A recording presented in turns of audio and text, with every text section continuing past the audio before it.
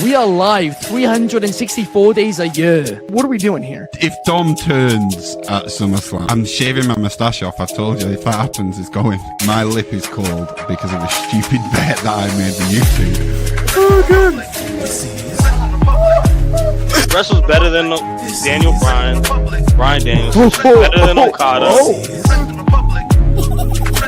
How do you not get 50 after Monday Night Raw? Welcome to Wrestling Republic's daily broadcast, a show where a rotating cast of wrestling fans from around the world come and share and debate their opinions, with live comments from all of you shown throughout, as after all, fans are what makes wrestling so special. So sit back, grab a beverage, and enjoy the show. What's going on, y'all? It's your boy Shad Talks Graps, and we are back with another installment of the Wrestling Republic daily broadcast. Man, it is Thursday. You know what that means. Today is the AEW Dynamite review episode. I'm excited. AEW had a banger episode. So excited. My cat got the zoomies and is going crazy right behind me. If y'all can hear her meow. But I digress, man. I can't do this by myself. I got a prestige panel in the house.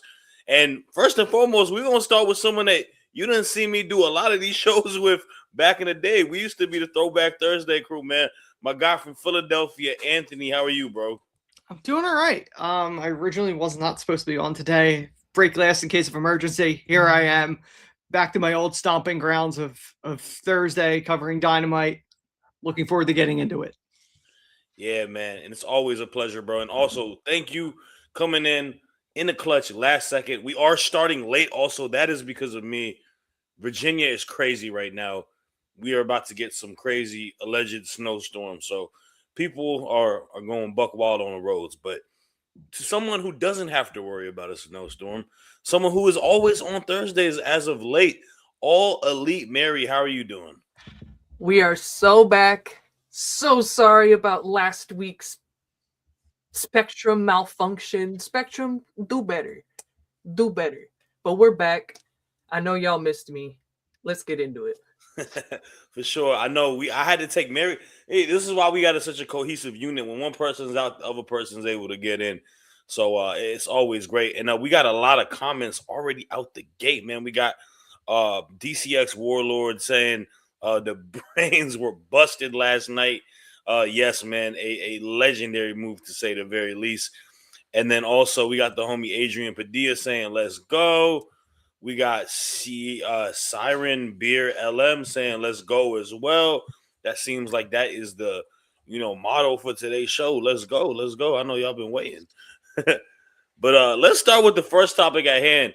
And let's talk about Brody King. Obviously, last week, MJF defeated Bandito in a banger match. Such a good TV match. Wouldn't expect anything less from those two gentlemen. But yeah, they went to work, and obviously MJF initially was going to pay his respects to Bandito. Not so fast. MJF is he's our favorite scumbag, right? He attacks him post-match. Obviously, we saw Brody King come in and protect his tag team mate. Last night, MJF coming out, and Brody King answers, man. And this seems like this is the direction for the next potential feud for MJF. Obviously, we have seen MJF throughout all of the show last night. He was in many segments, watching many different matches. But this was what kind of started off. And to me, it's about damn time, right? Obviously, we broke up Brodito's championship reign. They're still a tag team. But we've been talking about Brody King for quite a while on this show. This is a guy who is definitely a special talent. He's someone at his size, can move as agile as he does, has the ability to work with so many different competitors. It feels like he's one of those people you got to skyrocket to the main event scene, given the opportunity. Now, will he beat MJF? We can wait and see. I don't know. I don't think so. But for him to kind of be in a main event feud while MJF is champ, I'm happy about it, and I'm excited about it more than less. But I want to know y'all's thoughts. Anthony, what are your thoughts just on the potential MJF and Brody King feud? Brody King is one of those unique talents. I remember seeing him in Ring of Honor back in the day and was like, this guy's special. And obviously, Ring of Honor kind of went the wayside before Tony Khan bought it. So they never really got a chance to really try to push him as a singles guy. They tried to do it a couple times in AEW. They had that awesome moment with Darby, the choke, winning the Battle Royal, if I'm remembering correctly, a few years back. So he's always been that unique character because he has that look. Like, you don't have to know professional wrestling. Like, he just has this look that if you see him, your eyes get drawn to him because he just has that presence, that aura, whatever you want to call it, that unique X factor. The thing with MJF, as much as I look forward to a feud with him and the two of them, I don't necessarily think it's going to result in Brody winning the title. I think it would be a wrong move to do it as quickly because this is a feud that just kind of came out of nowhere. Like, I feel like when Brody wins it, which Brody should eventually win it, you got to build to it. Especially if you're doing it with him as a babyface. Him as a heel, it's a different story. Like, I always envisioned him as one of those monster champions. And I feel more like as a heel, it's more credible with him because he has that look of, quote unquote, a bad guy. Like, he has that look. He's played the bad guy before. Like, he has that look that he could be a dominant champion. I don't think he beat MJF for it just because MJF's kind of the golden child of AEW. So I think they're very careful on who ultimately beats him. And it has to be another, quote unquote, chosen one. And I don't necessarily think Brody gets viewed in that way. I think Brody in a lot of ways gets viewed as he's a good hand. I don't necessarily know if anybody really has booked him and viewed him as the one. I think he could be the one, but I don't necessarily think Booker-wise people have necessarily viewed him as the guy, if that makes sense. It does make sense. I guess timing might be the piece for that, right? Huge. Obviously, we got to see when those stars align for him. Yeah. One thing about AEW is the structure of the roster. The men's division is like so stacked, and they have one of those. It may be considered a good problem. You don't really know who's in the pecking order of which title, right? Everybody can kind of go for any title in a way. Yeah. So to me, like, I look at Brody King, I put him if I was to put him like in an island, right? I put him in an island similar to like where Kyle Fletcher is to catch to maybe potentially the two guys that wrestled last night, Speedball, Kevin Knight, that their time definitely, I agree with you. I don't think it's now for the AEW championship, but it could be in the horizon, whether it be a year, 2 years, 3 years, whatever it may be. But the thing with Brody King is, man, he's a dime a dozen to what you said, man. He's special, and I think that's the best word to put it. We don't have giants like that in pro wrestling either. I agree with you. The depth of the pool really makes a difference because if you drop Brody King in New Japan or TNA or NXT, instant champion. Yep.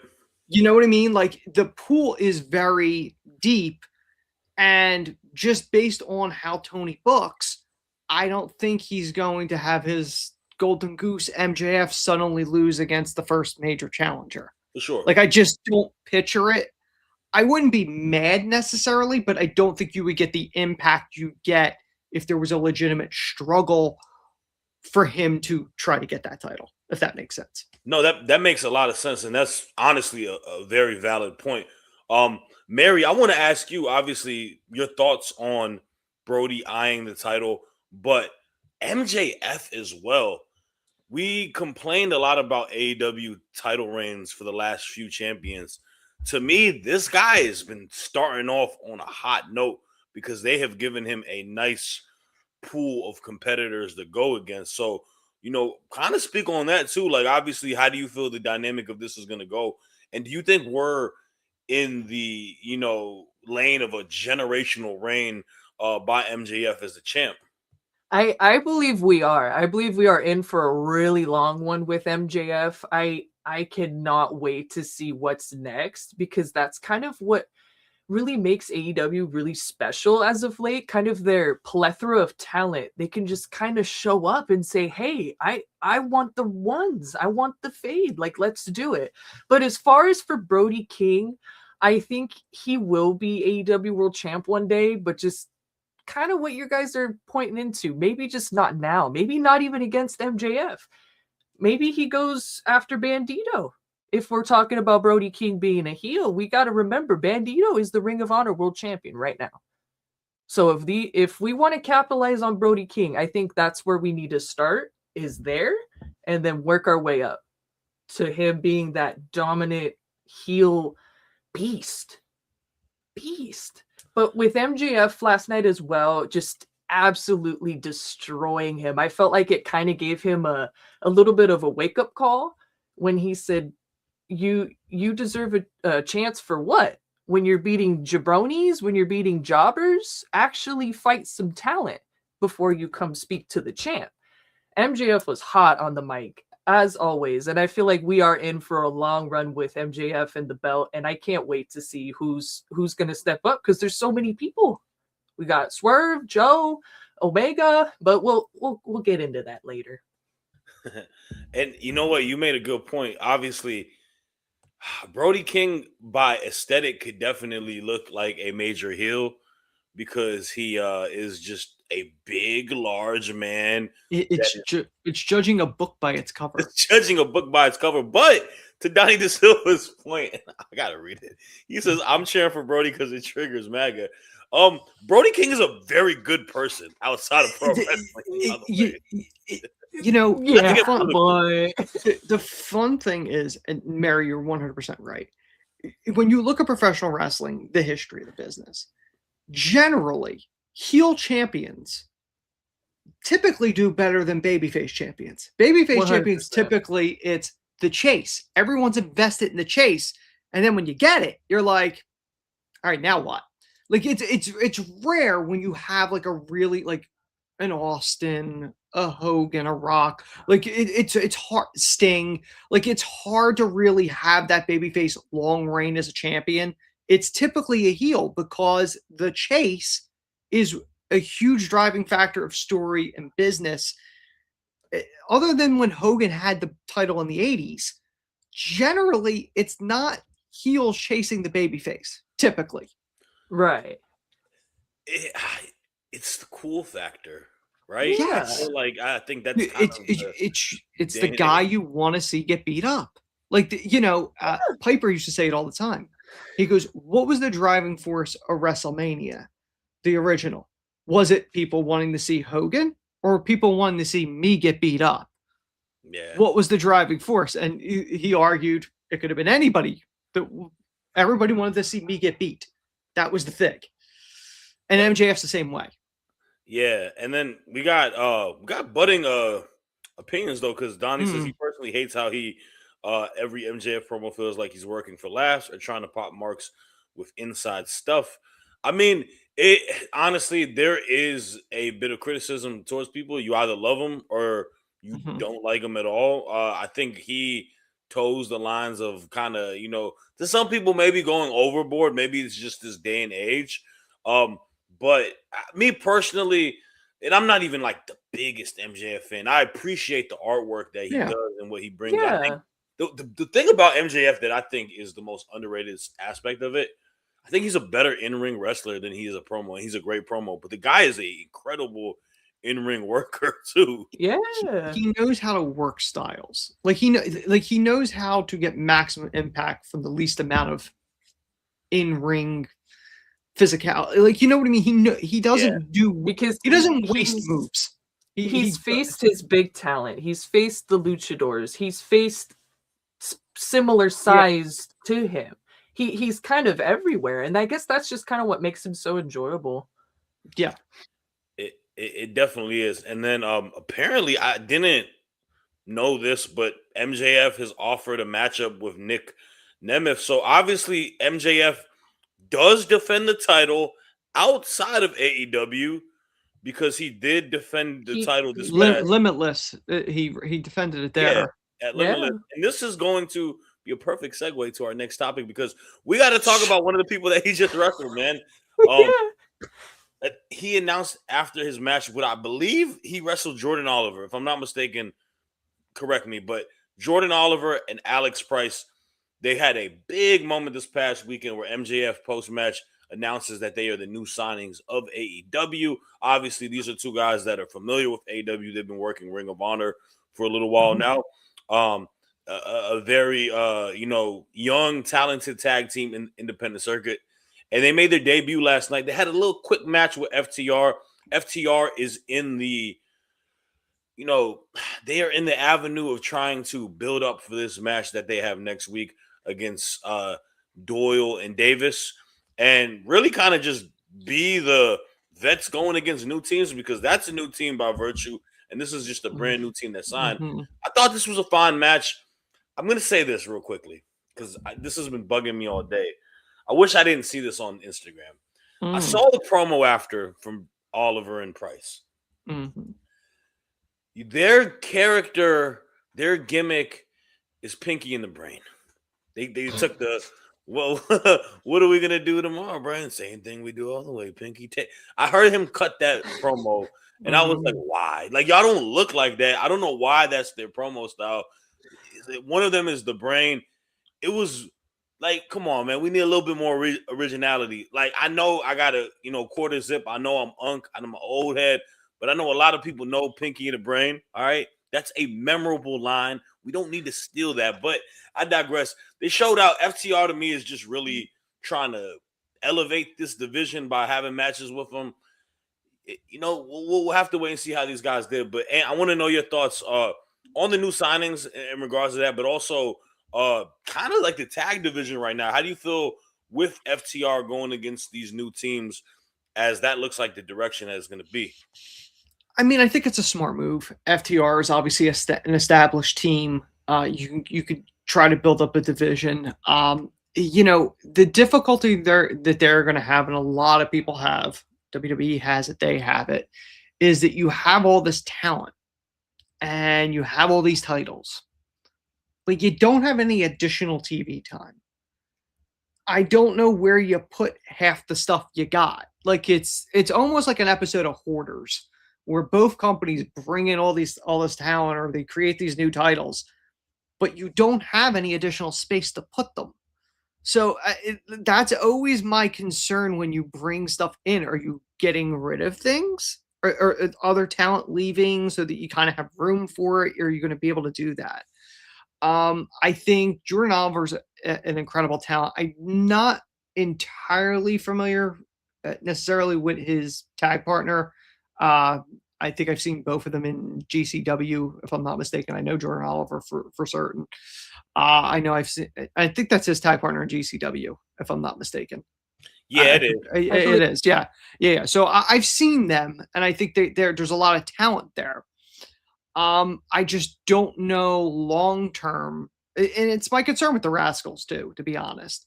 I think that's a heck of a pickup, but the problem is this going to be a splash in the pan where you're like, hey, we got them, and you see them on Dynamite for about a couple weeks, and then they're on Collision and Ring of Honor, and you never see them again until they need them to job them out. Like, that's my only concern, because that's been a major MO in AEW when they bring people in, where they're used and then you don't see them again. Like, so I'm a little concerned on the new signings if these are just the flavors of the week. You know what I mean? And I'm not trying to knock AEW on this, but it's a concern for me, because I would like to see the new shiny toys get used and not for 5 minutes. I got it. You don't want him to be like, was it Sid from Toy Story, right? Yeah, you know what I mean? Like, you don't be like, you know what I mean? Like, if you're gonna bring something in, use it. Like, don't just get it because it looks really cool on the shelf, doesn't it? Like, use it. I feel that. So I feel that too. I don't disagree with a lot of to that point. The only thing is, I think these guys, like, respectfully, I'm not trying to say that they're beneath anything. I think they're a perfect Collision ROH act because they're independent. I don't think a lot of people know them. To be honest with you, like unless Oh you're, no, it's going to take time. it'll take some But time. but in like their case for Oliver and Price, to me, I would build them up on Collision and ROH before you put them on Dynamite. For sure. Like unless you plan on, I thought it was kind of odd debuting the Rascals last week, and my personal opinion, and I could be 100% wrong on this. I feel like they were debuted on Collision because they were going up against a TNA pay-per-view, and that was the pettiness of it. Because under normal circumstances, you advertise them on Dynamite. Why would you not have them on Dynamite, the show that has double the audience that Collision has? Like, there's no logical reason to debut them on a lesser show, unless there's, at least that's my take. That's a conspiracy. I'm not saying I know that for a fact before anybody gets mad, but I think it's really coincidental. Wrestling, man, it's a competitive sport at this point. I don't even think that it would much. be. You're probably right, and honestly, at this point, I don't blame anybody for doing. It's competitive. It's business. I get it. Yeah. So, but yeah, no, I mean, it's going to be interesting to see how they do. Obviously, I'm excited to see the Rascals wrestle. I think for them to just be in the trios division would make sense because, obviously it's Wes, it's Wentz, and it's Myron now. So we'll see what comes up with that. But I do want to talk about tag team wrestling continuing on the show because we got to talk about the ladies. And obviously we got a return, I believe last week on Collision, but a return to Dynamite. The lovely Penelope Ford. Welcome back. Philly native, by the way. So salute to her on there. I remember she wore eagle green, I think, the first time I saw her live. I was like, oh yeah. They said Philadelphia. She had, the leather jacket and she had the green shirt. I was like, that's what's up. I already like her. But we got her and Megan Bain versus the timeless Love Bombs, Toni Storm, Mina Shirakawa. One of the coolest entrances out there. Those women get jiggy with it. This was fun. I thought this was an okay match. I'm gonna be honest with you. If I gotta go to my wrestling critic hat on, I don't know if Tony and Mina know how to work as a team together yet. I don't think they know how to work together. They know how to dance together. They know how to get jiggy with it on the entrance. But as a tag team, I still feel like there's a lot of like empty space as a cohesive unit. And I think Ford obviously coming back, Rust is gonna be there, but they get the win. It's cool for them. I think the main thing coming out of this was the end of the match, though. And I know you are excited to talk about this, Mary. Marina Shafir left a mark again last night, choking Toni Storm out. I'm curious to see how we continue this feud. Obviously, they had a big match before, but what is going to happen with this? Break it down, Mary, because I know you love the women in AEW. I mean, I missed Penelope Ford. I am so glad that they kind of kept Megan Bain off TV until she came back because I felt like those two, they really do work well together. And I'm so glad that you said that part with Tony and Mina. I cannot agree more. I am starting to see the little kind of, I don't want to say miscommunication, but I just don't think they kind of know how to work as a cohesive unit like that. In comparison to Ford and Bain, it just kind of showed the rust a little bit, and I was kind of concerned, but overall, the match was fine. I just hope this kind of pushes maybe to the Love Bombs exploding. No pun intended, but with Marina showing up at the end to just absolutely mother the brakes off of Toni Storm. I was like, whoa. I need these two to go back again, do that one more time, and go for a while.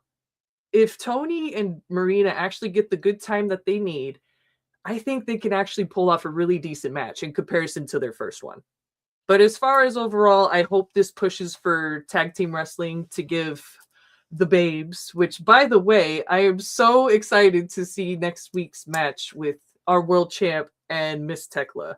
I need to give a minute to her for that. That promo last night was off the charts. It was off the charts. The Sisters of Sin, I think maybe they see our shows and understand that sometimes good criticism does pay off, because they continue to impress me week after week after week with their intimidation, and I just can't wait for the in-ring work to just kind of explode like a bomb.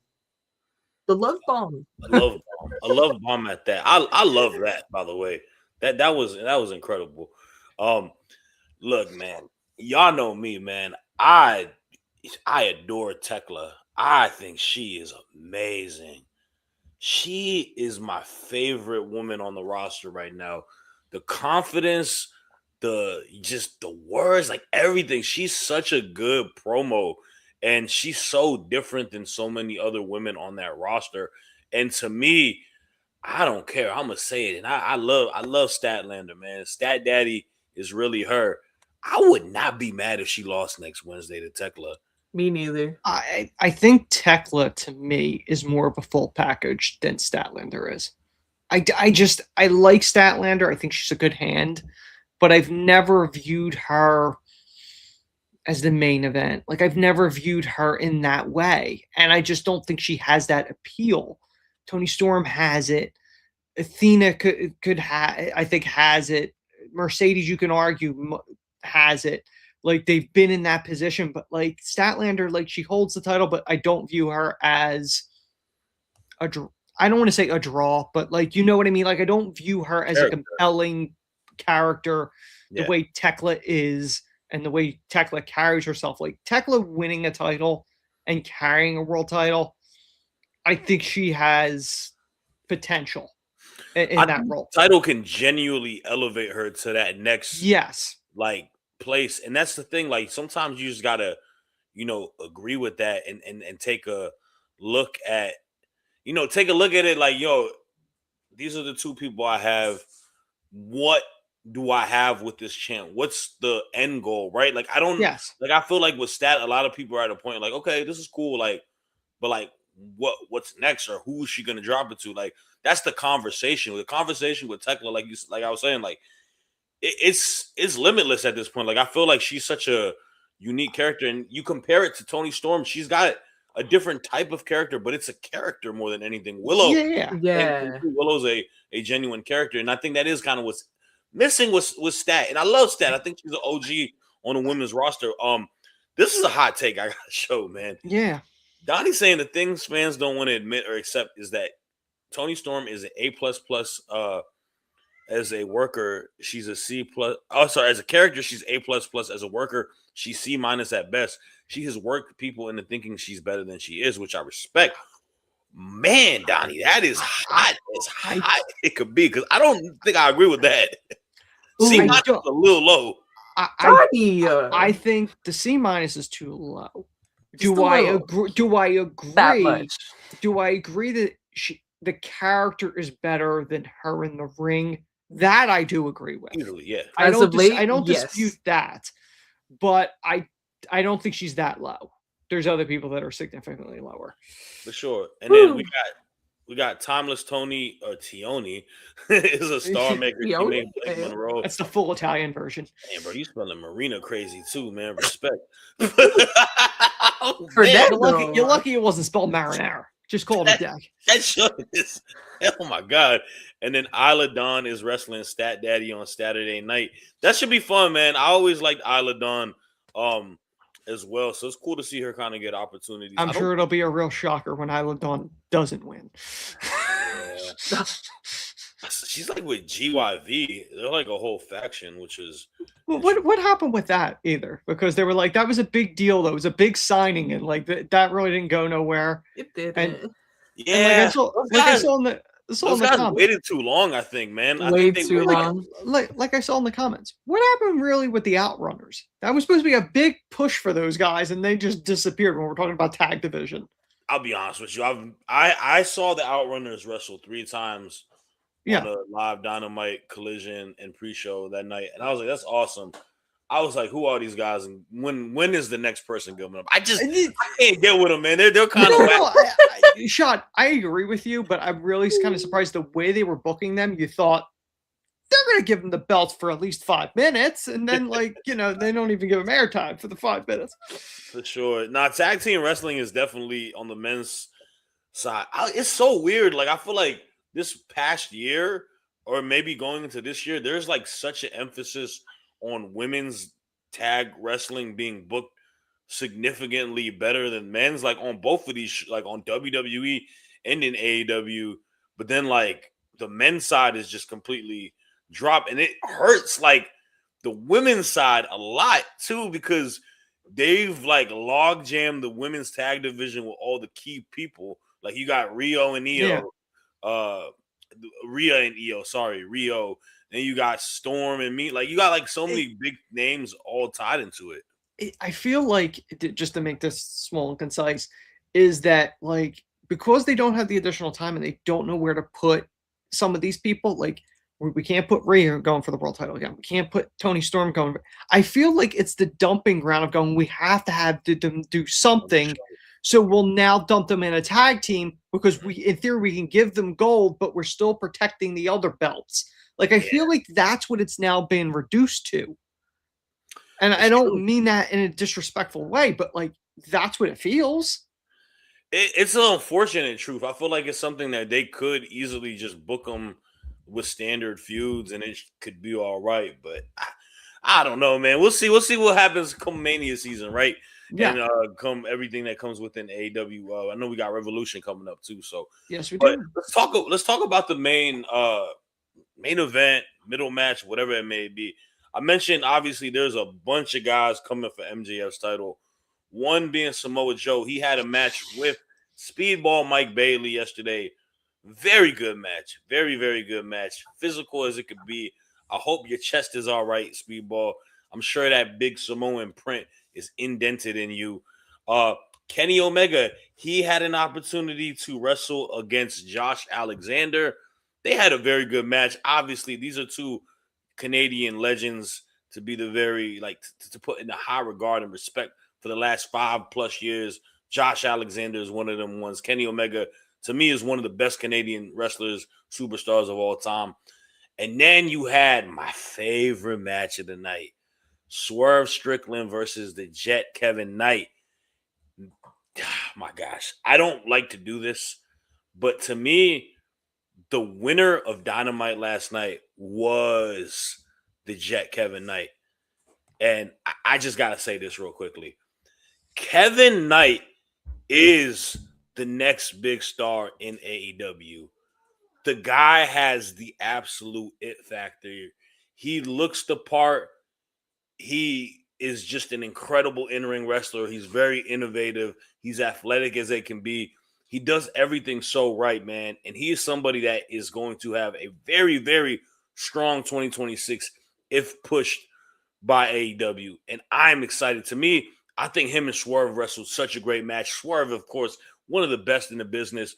But Kevin Knight did an excellent job doing what he does, getting his offense in, but making Swerve look like a strong beast as well. But I'm excited for all of it, man. I feel like we talked about it earlier. MJF, he is en route to have one of the craziest runs because they are throwing him every big dog potential to go against him. And I like it, and I like it a lot. And I'm so hyped to see what comes up with it. Mary, I'm gonna kick it off to you because I know you do want to talk about one of these guys specifically, your boy Samoa Joe. But talk about it all, man. All the matches, everything that unfolded yesterday. I'm sorry, I can't give this to Mr. Joe right now. I am with you, Shad. Kevin Knight, man. Good Lord, that kid could go. He made Swerve look like $1 million. And he made him look like the biggest, like, good teacher in that entire match, from the spots outside the ring, the flips, the jumps, the moves. When Kevin Knight hit the house call, I about jumped out of my chair. I thought, whoa, this could go on all night, and I'd be okay with it. I think even the crowd at one point said "Fight Forever." You know, we don't get those kind of matches very often, and I just think with MJF in the crowd kind of spectating quietly, even though we are all reading his face as, good Lord, I am in for the run of my career. And I said this earlier, I cannot wait to see what kind of a year that MJF's going to have with that belt and who's going to really step up and see and take it from there and let them go. Kevin Knight go, man. He can definitely go, and I'm so excited for him, man. Like, this is somebody I love. Jet Speed as a team. I thought they're fun, and obviously they are the trio champ. But I see the bread and butter as individual like singles guys for them, especially for Kevin Knight. Like, this is such a cool damn time in pro wrestling, yo. Like, you're seeing so many like amazing talent, young talent, kind of get their opportunities, man. Like, I love everything about it, man. We saw it last year with Kyle Fletcher. You know, this year I think it is like Kevin Knight is like what 27 years old. He's so young into the game, and to me, he's got like the ability to be like instantly by the end of the year a TBS champ, international champ, whatever, mid card title. But man, if you keep building this guy up, he could potentially be a world champion in a couple years. Like, and to me, that's kind of what you said, teachable like moment in a way. To me, it felt like Swerve giving the rub to someone. He's like, I'm going to pass this baton to you when it's time. So you keep running and take it and run. You better be. Fly. Your name is the Jet. You better run at full speed because it is going to be your time. Now, I do want to talk about this though.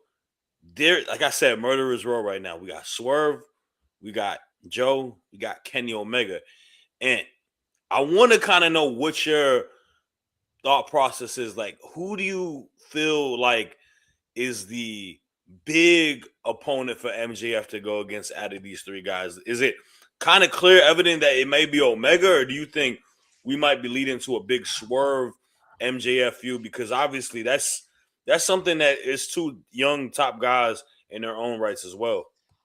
Here's the thing. I don't know how many more years these three have left.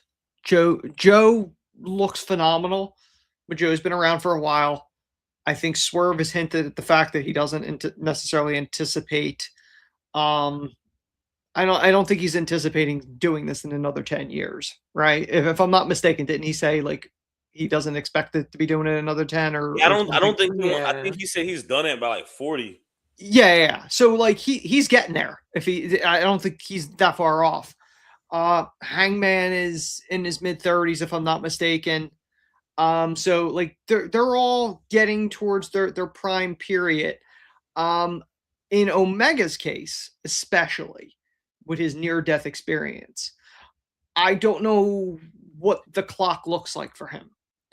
I could totally see him being the guy, with MJF being a logical choice for a couple of reasons. One, I believe, if I'm misremembering, did not MJF pass Omega for the longest reigning AEW World Champion, if I'm not mistaken? That's correct. I believe so, yeah. So there's history there. There's a nice quality story there in Omega, fighting his way, keeping breathing, keeping alive, and to win a world title again would be a huge thing for him. MJF being the heel that will, without question, hit below the belt. Like, he's going to say things that you go, yeah, I think that's crossing the line. Like that's just who MJF is, which is going to motivate people to shell out the money because they want to see MJF get beat up and beat up by Kenny or whoever it is, but probably Kenny. I think Kenny's probably the ultimate one. If it's not Kenny, it's probably Hangman. But like, I think Hangman, and I said this when I covered SmackDown, I think Hangman suffers from the same thing Cody did. You were invested in the chase. He won the title. This has happened to both men twice. And then once they got it, you kind of went, all right, I'm not as interested. Like, as a heel, I think if Hangman does it the next time he does it, the same thing I said with Cody, he needs to be a heel. Because I think that's going to work. I just don't necessarily believe Hangman's not going to have that type of reign as a babyface as like a Stone Cold Steve Austin. It's just not going to happen. They both might be cowboys, but one of them just it's not the same. So I feel like Kenny's probably the most likely. I would not be opposed to MJF putting over like a really young babyface. I don't think it would necessarily be Kevin Knight because I just don't think they would do it that quickly. Fletcher's a heel. Like Fletcher definitely could be a world champion, but I don't see him doing it as a babyface. And then the odd one would be Ospreay if and whenever the hell he gets back. Like, you know what I mean? So I think it's Kenny would be my guess. Of anybody dethroning him, it's probably Kenny would be my guess. Okay. Hey, man. Obviously, I don't know what Ospreay's situation is. I know he's nursing the injury, but that's always like I said, there's so many people. This is such a funny comment. Swerve sounds like every young wrestler who thinks 40 is old. Once he hits 40, he ain't gonna put those boots. Correct. He's still flowing. That is correct. You're not wrong. No, absolutely You're not wrong. But also DCX said Joe once said once his contract expires. Yeah, I do think there is a possibility Joe is done. You know, Joe is one of those situations where this is kind of like a bit of a bonus because he thought his career was done. Obviously, WWE had him as a commentator. You know, then he did that short stint before he got let go, came back, did the short stint with NXT. You know, had a amazing feud with Killer Cross. Jokes aside. Who? And then he came back into AEW after that. And honestly, it feels like more of a bonus. Joe is still incredible as he is, but he's someone that really doesn't need to do it anymore. Once his time is done, he can nurse, those injuries and kind of relax. But I wouldn't be surprised if he stays in AEW in some form of like coach. He's going to be scouting or coach, whether it's in AEW, whether Hunter brings him back because Hunter's the one that brought him in the WWE in the first place. He was supposed to be the heir apparent to Regal, if I'm not mistaken, in that type of role. So like he's going to have a job in the business if he wants it. Once his in-ring career is done, there's no question about that. Definitely. And Joe is still like to that conversation, maybe old in wrestling years in ring, but in life he's still very young. So trying to do whatever he's forgotten more than most people will know. Exactly. So. But man, that is all the time we do have today. Thank you guys all in the comments for showing love, man. Commenting, like, comment, subscribe. We'll be back tomorrow, same time earlier. Hopefully you won't be late tomorrow. And we'll be talking about the week of pro wrestling. It should be a good one. Thank you, Ant. Thank you, Mary. And y'all have a good one. In the words of Ben Allison. Sports. One says that.